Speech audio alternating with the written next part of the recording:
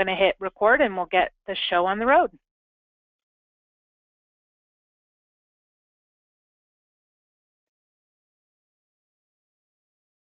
All right.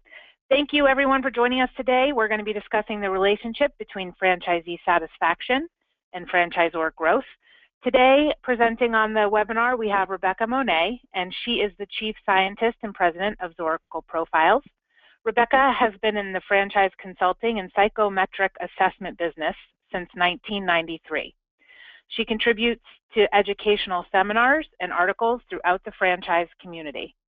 Rebecca has worked with hundreds of brands in the last 20 years dedicated to helping franchisors recruit, qualify, train, and support their franchisees. And we also have Eric Seitz. He's the CEO and Managing Director of Franchise Business Review. Eric is an active member of the International Franchise Association. He serves on both the IFA's Vet Fran Committee and the Franchise Relations Committee, and speaks frequently on topics related to franchise relations and best practices in franchising.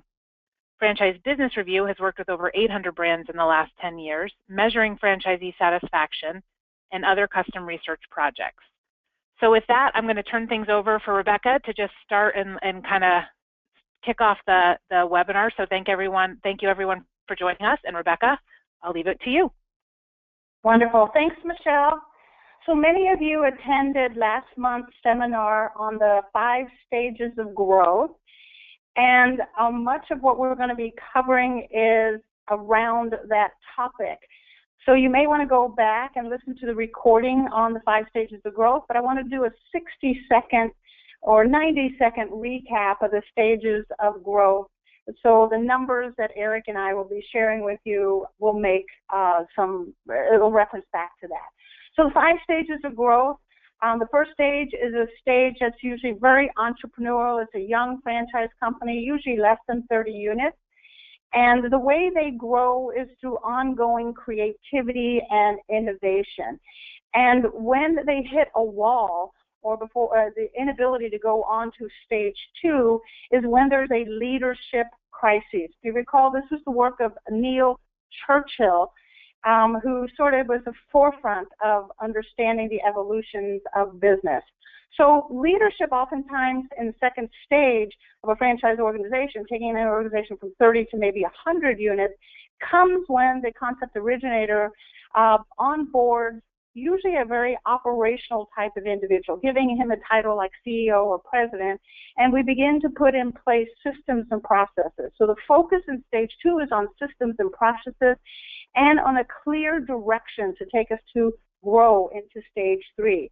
One of the crises that will come at stage 2 is our early stage franchisees are acting very autonomously, and that will cause issues in terms of compliance and moving us to the next stage of growth. And you'll see this here in just a second.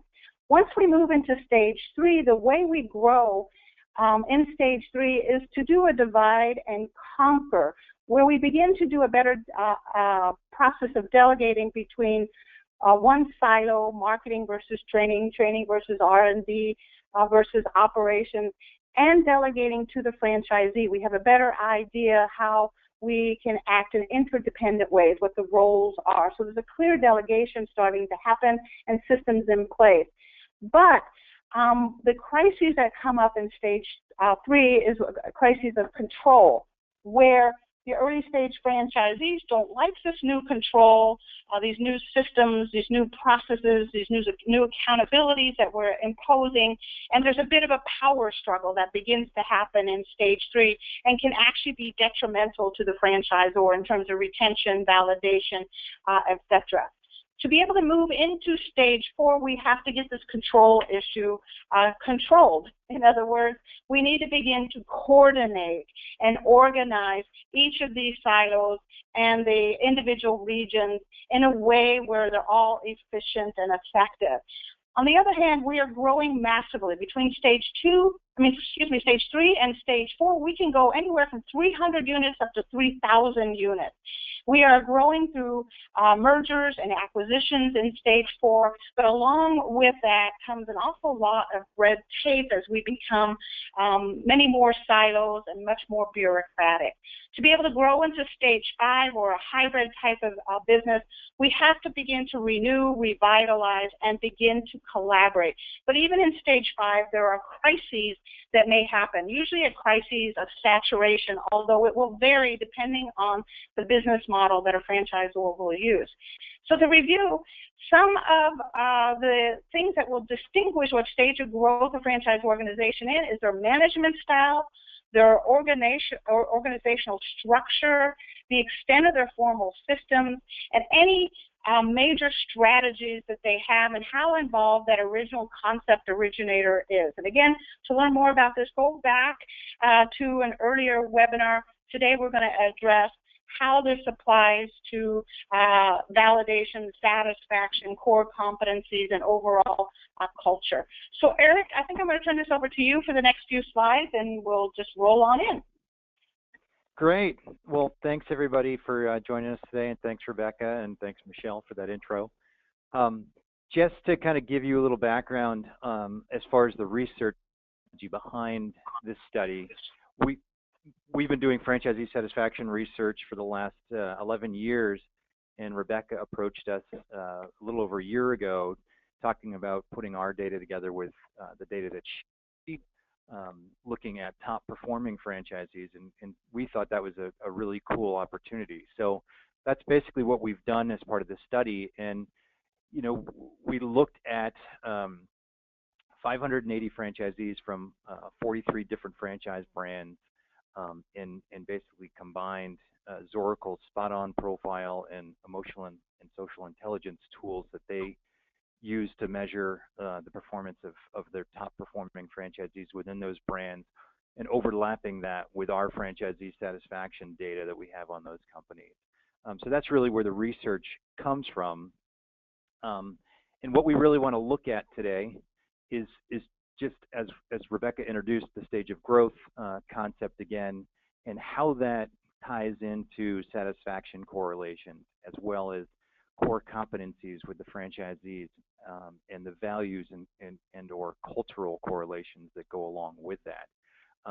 It's you know, really important to kind of understand some of these things to help you better plan for your franchise growth and better plan for your franchise recruitment as well, and who are the ideal candidates to bring into your system. So in looking at those 5 stages in the research that we had, there was really a number of different things that we had to look at, and for statistical accuracy, we needed to have at least 30 top performers in each grouping. And so we really didn't have enough in the stage 1 in that entrepreneurial phase, so we really didn't include that group in this as well. And then in the bigger systems on the other extreme, the stage 5 companies tend to be those multi-brand, multi-concept companies, and they were included in the study, but in different sections for each of those brands. So for instance, Home Franchise Concepts, which has a number of different brands under their umbrella. You know, Budget Blinds might be a stage 3 company, where Tailored Living might be a stage 2 growth company. So that's where those companies fell in. And Rebecca, I don't know if you want to chime in a little bit more as far as the groupings here and how you went about identifying the companies fit into each of those categories. Yeah, good point, Eric. So as you mentioned, we didn't have enough in stage 1 for statistically accurate sampling. We need at least 30, and we didn't have that. So what we chose to do instead is take stage 2 and break it into 2 categories. Stage 2.0, so they're in stage 2, possibly up to stage 2.5, and then 2.6 to 3.0. And it allowed us to get even closer look at the changes, not just within a particular stage of growth, like you said, just a stage 2 or just a stage 3, but early stage 2 and late stage 2, early stage 3, late stage 3, etc.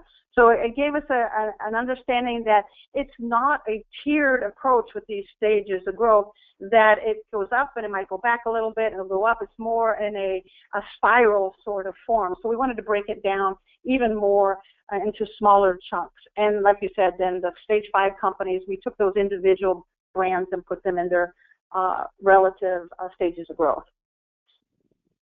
Great. So I appreciate that further explanation. And so what we did when we look at those groupings and we look at some of the key areas that we measure for franchisee satisfaction and performance, some very interesting patterns arise. And here's 4 major categories as far as what they are as technology, marketing, operations, and training and support. And just looking at how the stage of growth evolves and how those demands from the franchisees evolve over time. What's really important to understand is, so the higher percentage here on the left, or the higher the bar, is the greater the unmet expectation of the franchisee. So if you look at that first grouping there, that blue, that first technology, very high missed expectation as far as the franchisees are concerned in technology, and that goes down over time with a more mature brand. The reverse is true there for marketing, and we'll look at each of these individually. And so, you know, what's interesting, and Rebecca and I were talking about this while we were preparing for the webinar, is I think a lot of this really is kind of the inverse of what many franchisors and many business owners think, is that, you know, that the need and demands of the franchisees from the technology standpoint are greatest at that early stage, when the franchisor, unfortunately, is in a place in time where, you know, they don't have the money in the budget to afford some of the greatest bells and whistles in technology. And that technology demand from franchisees goes down over time, where what we see in a lot of times is a lot of franchisors investing in very expensive technology in later stages when they can afford it, and yet their franchisees aren't necessarily demanding that. So again, it's an interesting correlation when you look at that. And on the flip side, with the marketing demand, that marketing demand continues to increase over time as the company ages through those growth stages.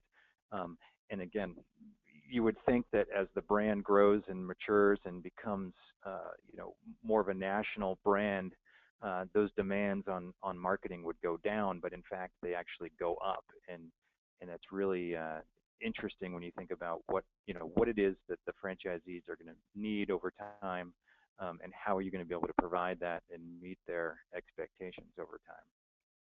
You know, Eric, I like how you said that, because it is odd, isn't it? You would think that the franchisees in early stage franchise systems, where those systems with less than 100 units, let's say, would have more demands in marketing. But instead, that's not happening. They're expecting more of those, you know, local market presence and initiatives later in stage 3 and stage 4 and stage 5, is they're putting pressure on the franchisor to do more and more marketing. So it's almost counterintuitive. Yeah, no, exactly. You're right. And you know, and then when we look at the other areas, so operational demand. Oh, thank you for that.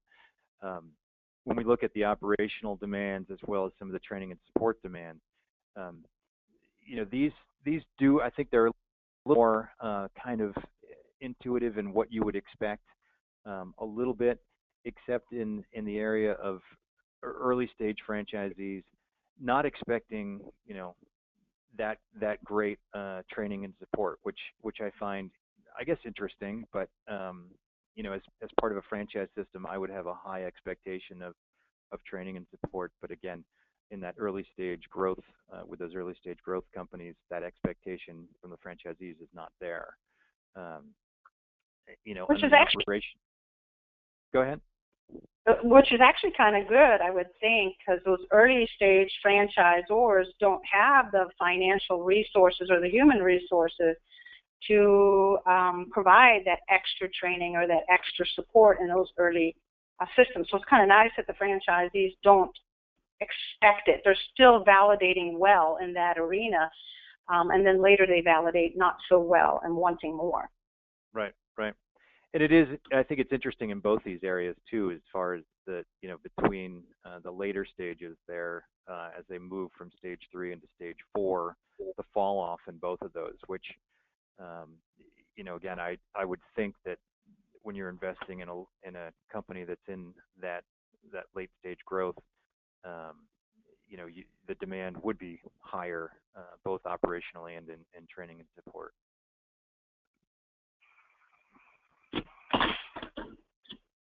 So let's just look at some numbers here, and kind of go through some of the cost and resource requirements, and obviously every system is a little bit different.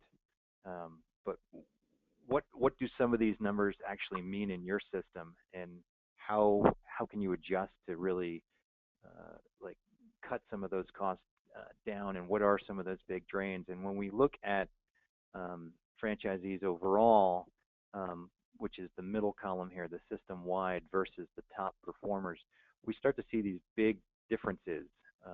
And again, some of these I don't think are shockingly surprising, but it's very important, again, when you're thinking about your growth and where you are and where you're going over time, and selecting the right franchisees, and who is the right franchisee for today versus maybe that profile has changed from a few years ago, and what's it going to be a few years from now.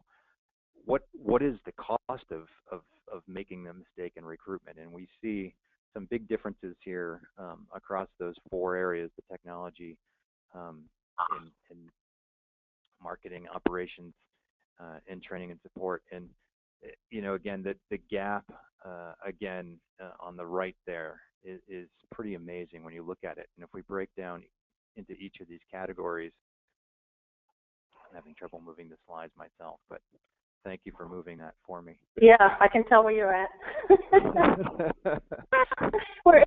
It's a team, Eric. But so here's the operational piece, and there's a 91% gap here between top performers and the rest of the system. And what's important to point out in all of this is that the column on the right there, that's all franchisees at all stages of growth. When we're comparing top performers to the all franchisee group, the all franchisee group actually has the top performers in it as well.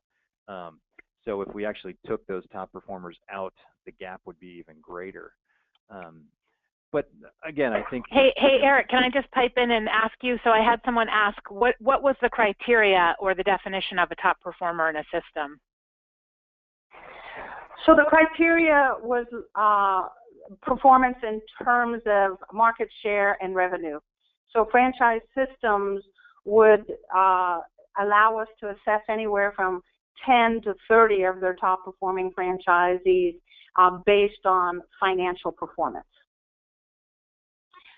But Michelle, to that point, what one franchisor considers performance and another considers performance can vary. So I think it's a great question that it may not be just financial performance. It might be, things like sharing best practices, validating well, et cetera. But in this case, with the 43 companies and 500 franchisees, it was financial performance.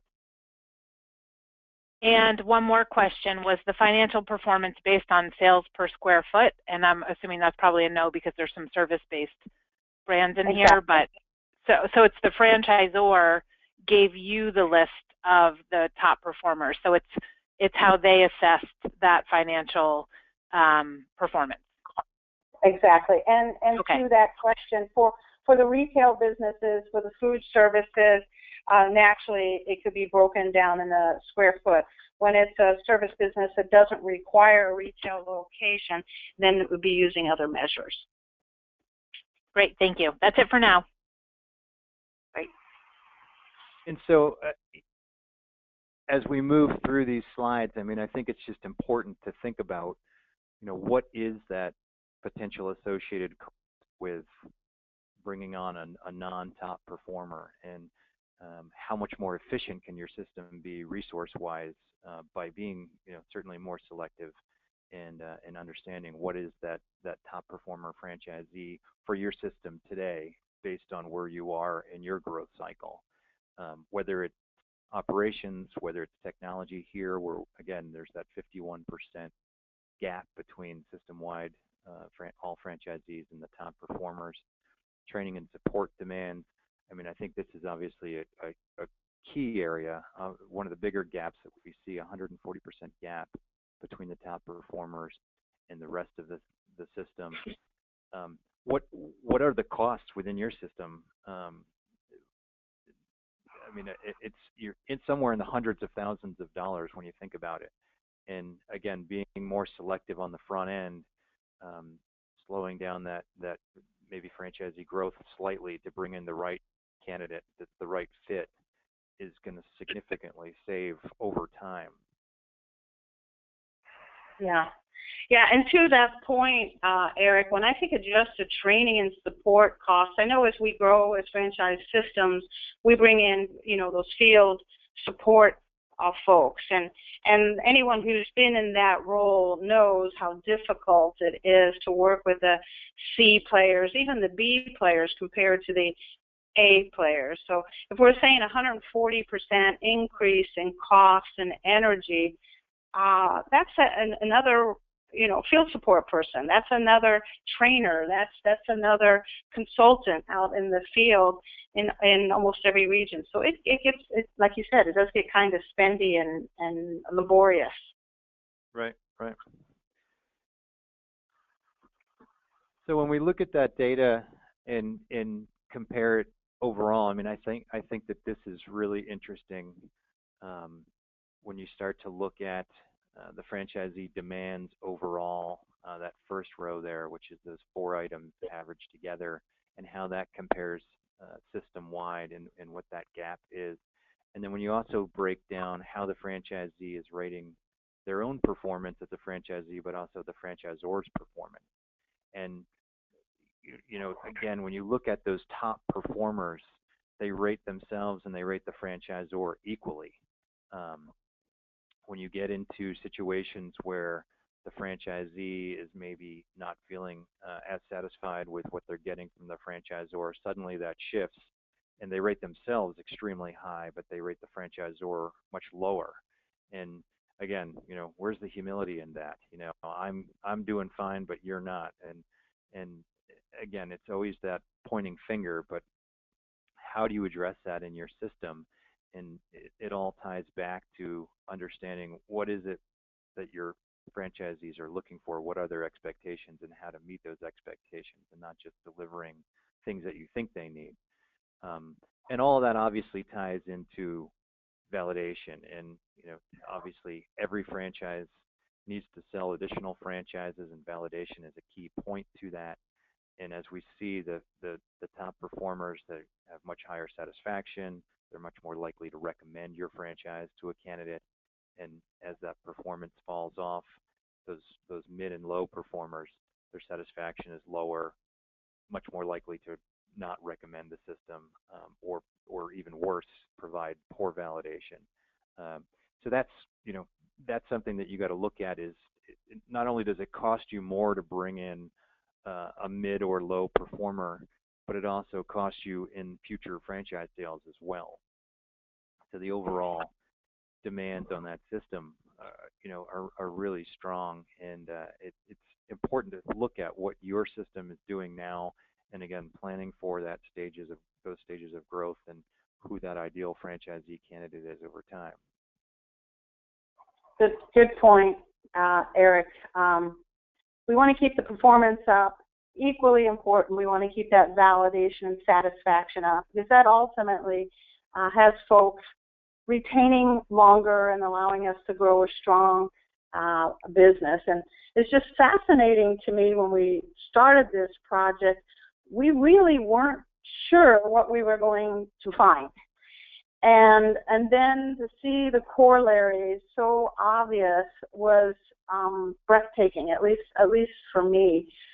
So, due to time, we're not going to be able to cover everything that was published in a white paper, but those of you that are interested in more in-depth, feel free to reach out to Michelle or Aubrey here at Zoracle, and we'll get that to you. But I wanted to review the core competencies of the franchisees and how they evolve and change through each stage of growth.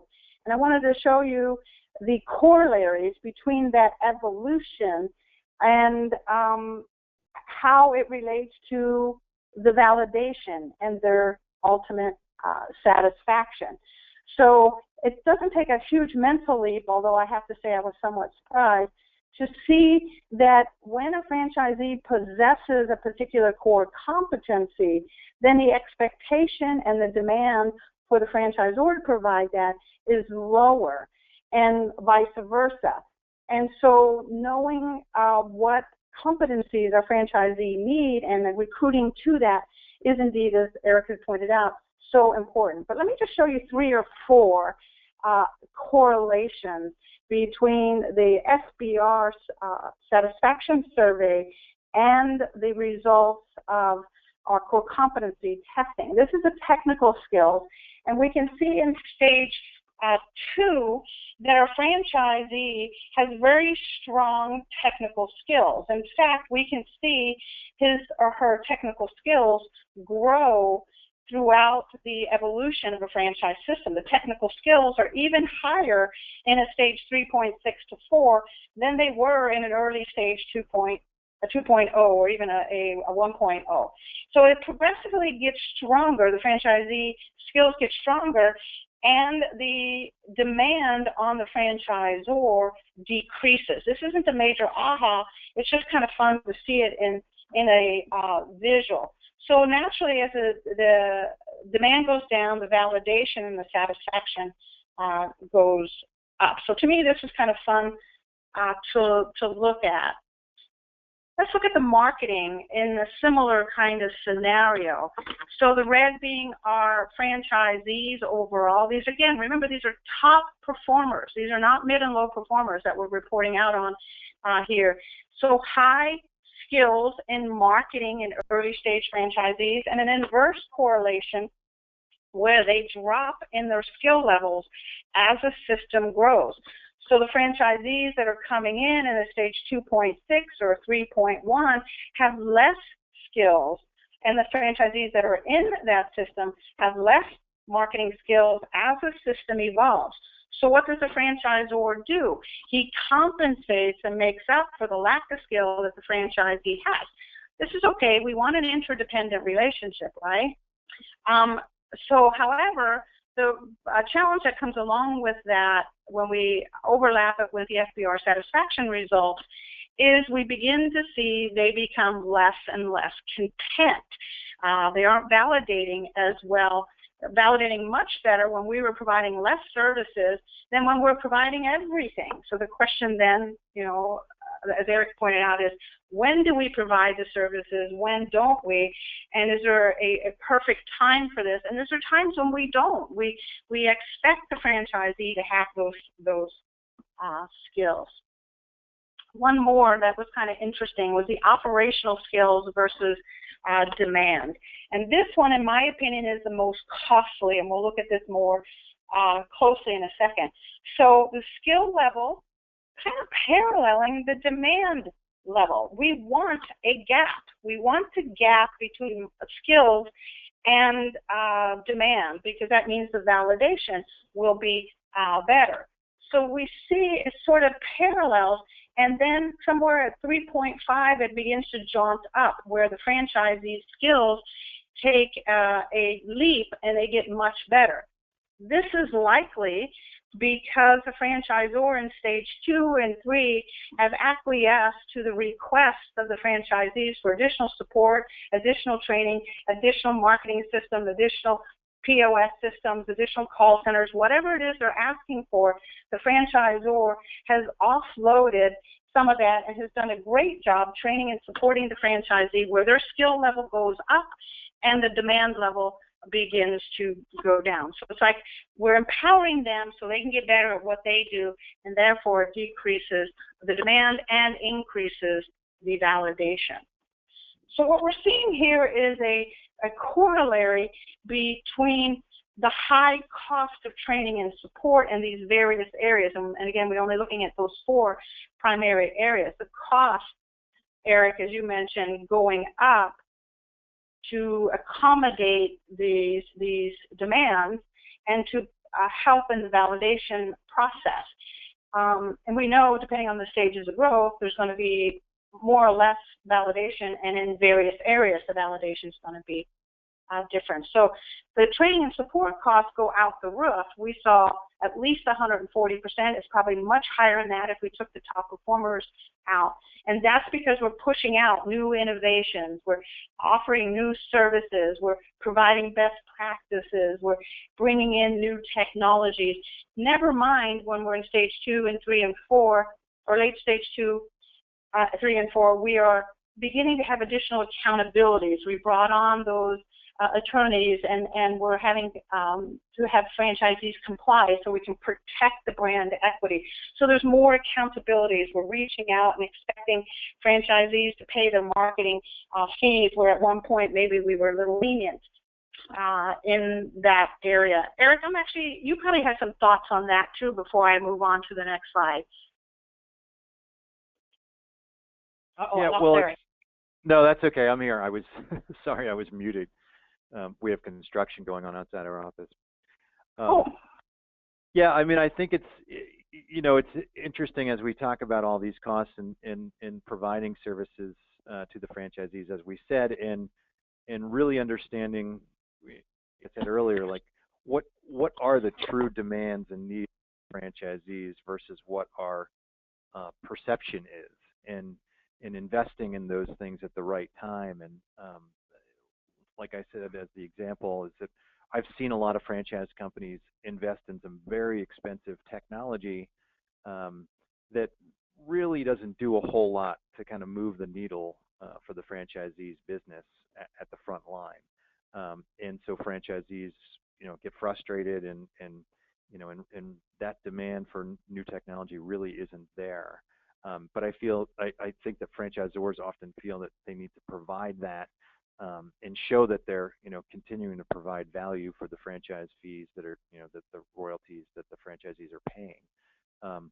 So, it's critical to really assess what those investments in your system are, and involve your franchisees deep in that process to understand what their true needs are and expectations are, and how you can best meet those. Good point. Good point. So I'm going to show you a couple of slides that compare system-wide numbers. These are averages, and comparing that to a top-performing single-unit operator, and then we'll also compare to a multi-unit operator.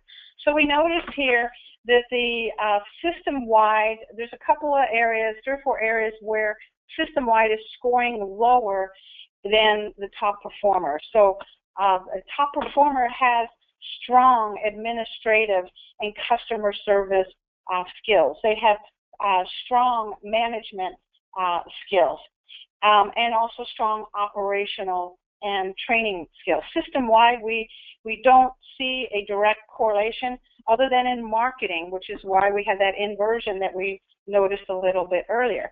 And from what's interesting is also the sales number system-wide was higher than what we saw in a top performer. So it appears, and we'll see this in a couple of different places, that we're recruiting for sales and marketing skills, and we are attracting that, and our franchisees have that. But it begins to change as the system evolves. So the bigger correlations here for me were the management correlations, the admin and customer service, of course the operations, which we already talked about, and the training. Let's look at the multi-unit and the differences. A multi-unit operator to be successful now needs to have even more administrative skills, super high operational skills, strong HR, hiring, managing, recruiting, mentoring employee skills, and they need strong management skills to empower their employees. And as they become multi-unit operators, their marketing skills do need to begin to increase compared to a single unit operator. So knowing these numbers allows us to get a better idea of who we want to recruit, and then also once they're in, where we need to spend our time and effort in terms of training and support to increase these core competencies for folks to be successful. If they don't have those management skills or have those HR and training skills, then we provide them just at the right time, not all in that first 2 weeks, but at the right time when they need to have that. Now let me show you this. I thought was interesting. So we randomly decided, okay, this is cool, system-wide versus top performer, multi-unit versus single unit, but what about the prospects that are coming in?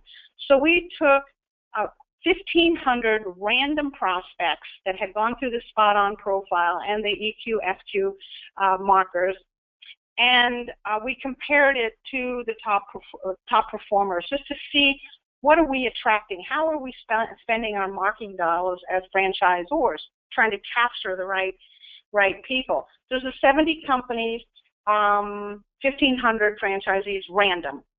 And so we noticed a large discrepancy if we measure a prospect versus a single unit versus multi-unit operators. We can see they're coming in with low admin and customer service skills. We need stronger skills. They're coming in with very low operational skills. This is where most of our support and training dollars are going, is showing them how to run an organization for profitability, how to make best use of the products and services, employees that they have.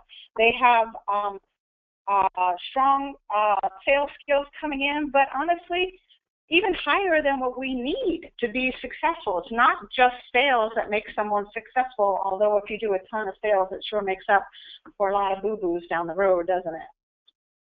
So I wanted to show just a couple little other things here. Let's look at the management skills, but I wanted this time to look at something different. I wanted you to see, those of you in food versus in service, the differences that are necessary. So competencies will change based on the stages of growth that you're in, based on whether you're food or you're a service business, whether you're a retail business or you're non-retail business, whether you're a single unit or you're a multi-unit operator. So you notice the changes and shifts. So we're attracting prospects with a score of about 83 or 84. To run a non-retail service business requires somewhere around the 78. So they're able to run a non-retail service business, but they're struggling if we're putting them in a service retail or in a food business. They're lacking those skills, which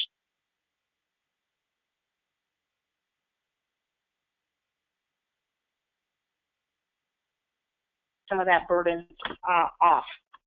Also, I wanted to look at the difference between single versus multi-unit. Again, you notice the difference in management skills.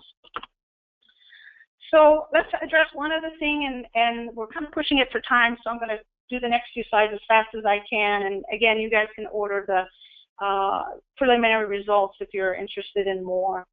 EQ, SQ. There are direct correlations to financial performance, the higher the EQ and the SQ markers. But I wanted to point out two.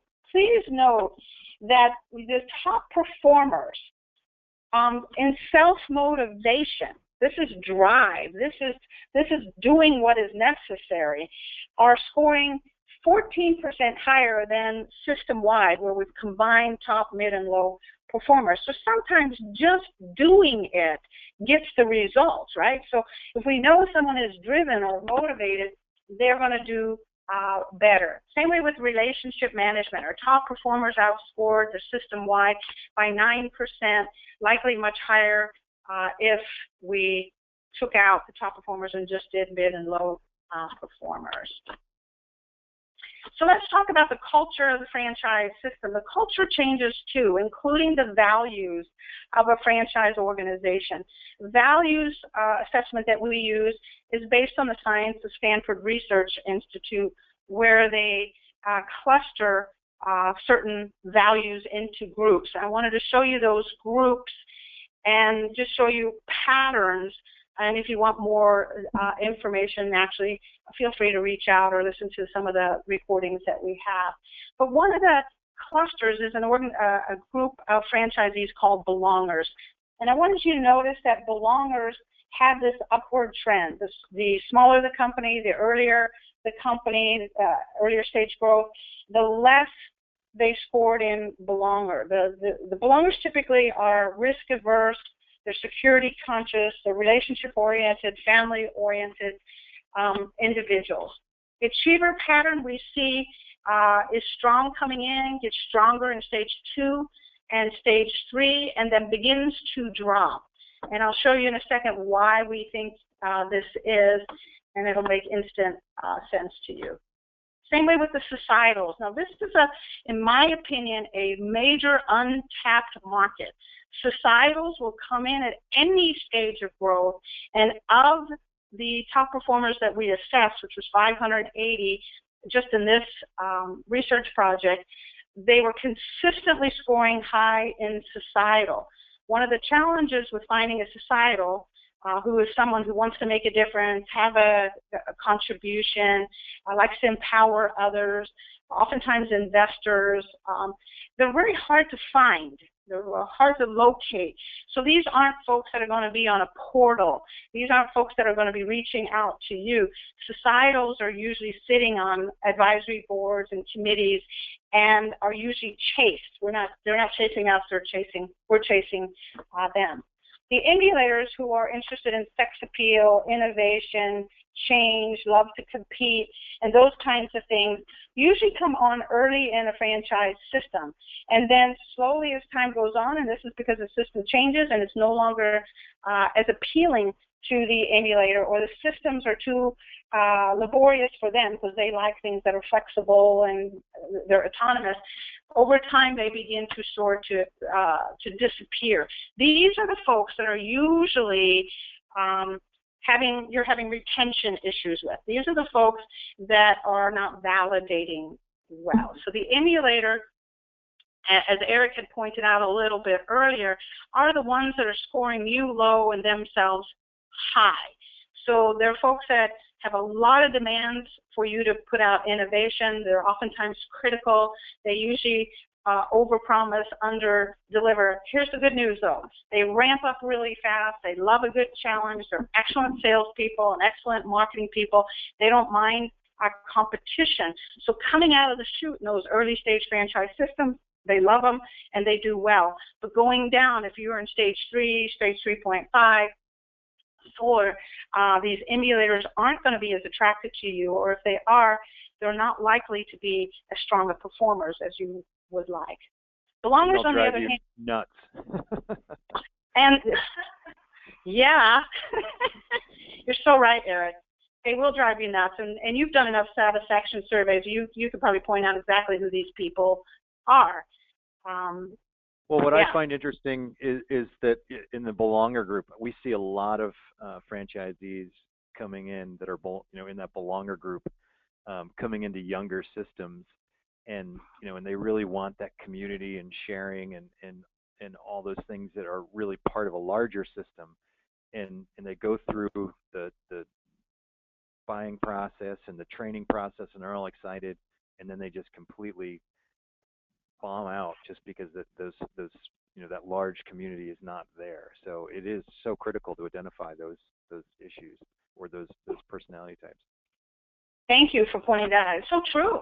It's so true that, and even if the franchisor initially could give that sense of family and community, at some point there's going to be a dividing of energies, and it's no longer possible to have those same kind of tight relationships. At least the family isn't between the franchisee and the franchisor. Like you pointed out, it needs to be between franchisee and franchisee, that sense of family. But early on, it's usually between the ZOR and the Z, and all of a sudden the ZOR is super busy and not connecting as often or going into locations as often. It's frustrating. You're right. Now, the belongers, as you notice, they come in later. Their scores are stronger. They ramp up slower. Doesn't mean they're not going to be superstars. It just means they ramp up slower. They require more support. However, they're more loyal, and they're going to retain longer. On the other hand, they don't like innovation. They don't like change. So these are the folks, when you're bringing out all these whamboozle ideas, they're going to push back. They're going to say, no, I'm a high-touch person, not a high-tech person. So here they are, loyal to you and steady eddies, growing over time, and we are bringing out all this new technology, and they're going, don't like it, don't want it, doesn't make me happy. So let's talk about the achiever. We noticed that there was a spike for the achiever between stage 2 and stage 3, and then it begins to drop. And this is because the organizational structure changes, and the opportunities change in stage 4 and stage 5. Even in late stage 3, they begin to change. Achievers are typically multi-unit regional developer, and folks that have a nose for opportunity, including resale opportunities. And if you recall, in stage 2 and 3, there's a lot of resale opportunities because there's some pruning going on, because those early stage franchisees are not as comfortable in the stage 3 organization. One of the challenges with the achiever, of course, is their extreme high expectations of you as a franchisor, and they can also be extremely intimidating if you bring them on too early and they have too much money and too much power. Sometimes they can completely redirect the franchise organization, taking them away from their core business. So bringing them on just slightly later will prevent that, because your rules and your compliances are in place. Finally, I'm sorry, Eric, did you have anything you wanted to contribute there? No, I'm good. Okay. And then finally, I mentioned these societals. These are the folks that you're going to have to hunt, but these are your superstars typically. They're usually the most educated and have the most money. Oftentimes they're investors. If your concept doesn't allow an investor or an absentee owner or hands-off type of approach, they're not likely best. But they can also run single-unit, multi-unit concepts and be hands-on. Depends on the concept in terms of if they can see that they are having a direct impact. In fact, when we separated the societals out from all the other groups, they scored 14% lower in their demands. So these are folks that are low maintenance and high performers, but very difficult to find. It's also a small population. So let's do a quickie here, doing a side-by-side, your top performer averages versus your prospects versus your single and multi-unit operator. Again, we are tracking a lot of belongers in terms of their overall scores, and that's okay if you're a later stage franchise system, but if you're tracking them earlier, Eric pointed out, we may not be able to provide them early on what they're looking for in terms of a sense of family and the security and safety that they're looking for. Prospects scoring a 40, our top performers on average scored a 28. So we're bringing in these folks that have great sales and marketing skills, they're very influential, very mover-shaker types, but ultimately they usually leave at late stage 2 or early stage 3. So we may want to reconsider our recruitment strategies there. Same way with achievers. This is actually not that far off at a 43, but we'd like to see that number a little bit higher. And then the societal, please notice, the higher the societal score, the greater likelihood that they're going to be multi-unit operators and high performers. So let's wrapping this up, and then I'm going to turn it over to Michelle for any kind of questions from our folks. You know, we're hoping, Eric and I are hoping that we've given you some things to think about as it relates to those mid and low performers and the demands that they are making on your resources. Just know But sometimes when you accommodate that, it doesn't change that needle a whole lot in terms of validation, satisfaction, and of course, performance. So time it right, look at those things wisely, and then of course also look at who your candidate is and where you are in those stages of growth. So Ms. Michelle, I'm going to turn it back over to you. Okay, so we have a few more minutes for questions. If you guys have any, you can type them into the question or the chat feature that's on the webinar. Also, I will just get to as many as we can before we wrap things up, and anything we don't get to, we will certainly answer offline for you. So the first question that we have, Rebecca, is, I think this is geared more to you, but can an emerging franchisor participate in the top performer research? How much time do they need? How many top performers do they need to be able to participate? So this is an annual project that SBR and Zoracle will be teaming up. And as Eric had pointed out, we didn't have a lot of small companies, or not enough to give you accurate data feedback. I think we only had 3 companies. So we would love to have any emerging franchise, or so even if you have just 10 units, and we can look at those 10, I think that's helpful for us at Zoracle. For FBR, Eric, how many franchisees do you need to do a satisfaction survey? You know, we start smaller than 10, but generally 10 is kind of the threshold. But we've done systems even less than that. So it really depends. And you know, I hear from a small franchisor all the time that, you know, I'm talking to my franchisees constantly. We know exactly what they think, feel, and then we do a survey, and they're shocked at what we tell them, even if they've got 5 or 10 franchisees. So I mean, I think that's the value of a third party, is that your franchisees will tell the third party stuff that they wouldn't tell you directly. All right, so another one, this is a good one. So you talked about how operations and technology needs change for a franchisee depending on what stage of growth the franchisor is in. So knowing that those needs change, how does a franchisor get ahead of that need and letting satisfaction slip before it gets to that point where they're extremely dissatisfied? I think both Eric and I can answer this. I think there's several ways. One, to truly understand the stages of growth and the crises that are going to come up. It's predictable. It's a science. So if you know what those crises are, you can be ahead of the curve, introducing those operational procedures at the right point, not too early, not where it's going to cost you an arm and a leg, or not where it's going to affect validation and satisfaction, not bringing it in if it's going to do the opposite. As we saw, belongers are going to push back. Emulators are going to demand that technology and those operational procedures early on, and it's at a time when you can't afford it. So knowing the stages of growth and the crises will allow you to be ahead of the curve and doing those changes in incremental ways where it makes sense financially, and of course to the bottom line from a validation and satisfaction perspective. Eric, did you want to answer that also? Yeah, I mean, you know, I always say just listen. You know, it's amazing when you truly stop talking and start listening to what your franchisees' true needs are, and what your field support people are telling you your franchisees' true needs are. And involve the franchisees in as much as you can in those solutions.